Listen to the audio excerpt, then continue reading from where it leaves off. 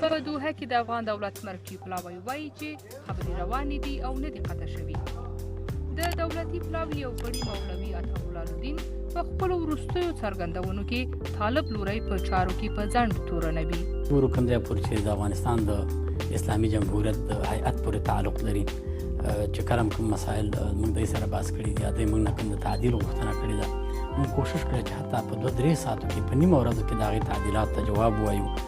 کله کله داسې هم کېږي چې زموږ غوښتنو ته بیا په یو ورځ کې هم جواب نه وي ویلی شوی، نو په طبیعي توګه باندې موږ په خپل برخه کې ډېر مشکل نه ګورو. هغې یو ترکیب دی، یو مجموعه ده. طبعا مسایل به حلاجي کوي او پوره دقت سره غواړي چې په دې باندې بحث وکړي، ځکه موږ اوس د مسایلو او د بحثونو دپاره بنیادونه او اساسات ږدو، دې ته اوس زیربنا جوړو. دوی هم کوشش کوي چې زیربنای محکمه او قوي واوسي، او د افغانستان د اسلامي جمهوریت هیئت هم کوشش کوي چې د یوې قوي زیربنا په اساس باندې بحث او مسایل ته ور داخل شي.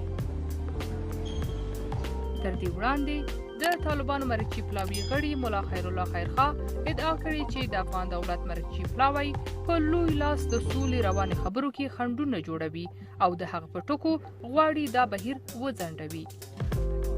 ښاغلی خیرخوا وایي د افغان دولت مرکزي پلاوی داسې مسایل رسنیو سره شریکوي چې لا پرې هوکړه نه ده شوې او همدې له خلکو سره پوښتنې پیدا کړي دي. یو وخت دغه تعهد مات کړي چې جانې وایستل، خبرې شروع کړلې. دوم یې دا دی په هغې تحریف راوستی، هغه پر هغه شکل باندې نه وي چې کوم پېښ شوي دي. درېیم دا دی په هغې کې تبلیغات هم شروع کړه. نو ځکه موږ ته له شکونه را پیدا کوي چې دا خلک غواړي چې هلته ورسېږي.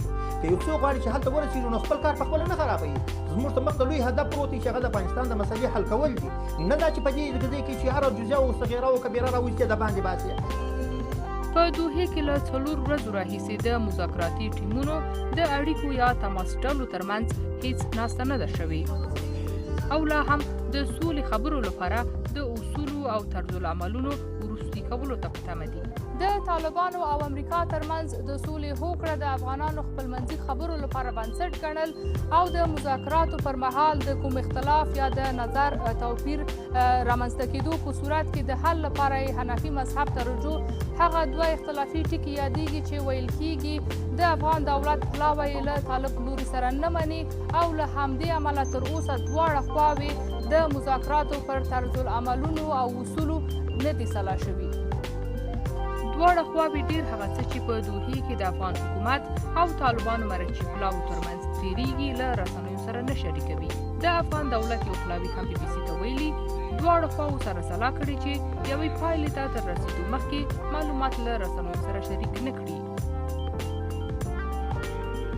د افغان سولې خبرو پایلو ته نړۍ او په ځانګړي ډول د سیمې هېوادونه هم په تمه دي. د پاکستان لومړي وزیر عمران خان دوحه کې د افغانانو خپلمنځي خبرو له پیل وروسته په لومړیو څرګندونو کې ویلي له افغانستانه د بهرنیو ځواکونو بیړني وتل باید د سولې بهیر زیانمن نه کړي. هغه دغه راز ویلي د افغان حکومت او طالبانو خبرې به ستونزمنې وي او کېدای شي چې ځینو مواردو کې له بندښت سره مخ شي. نجما زلا، کابل.